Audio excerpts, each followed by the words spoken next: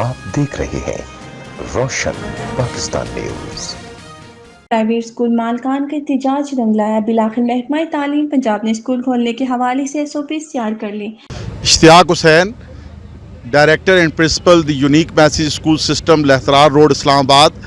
आज हम rural area school association, rural area school axis के प्लेटफार्म से हमने इस्लामाबाद के देही इलाकों की नुमाइंदगी करते हुए यहाँ हम आए हैं। कोविड-19 के बाद जो 13 मार्च से स्कूल बंद हुए हैं और आज तकरीबन 5 माह होने को हैं और हमारे स्कूल बंद हैं। इसके कई पहलू हैं। सबसे पहला तो ये कि अब पाकिस्तान में इस वक्त कोविड-19 की जो लहर है वो हम सब ये बात जानते हैं कि कल की तारीख़ में हमारे यहाँ जो कैजुअल्टीज़ थी वो 50 से भी कम हो गई हैं और अल्लाह के फजल से कोविड-19 जो है वो काफ़ी हद तक कंट्रोल में है।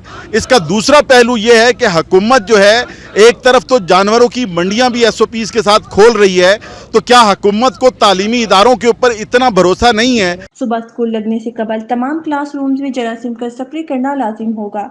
एक क्लास में 20 से ज़ायद बच्चे नहीं बिठाए जाएंगे।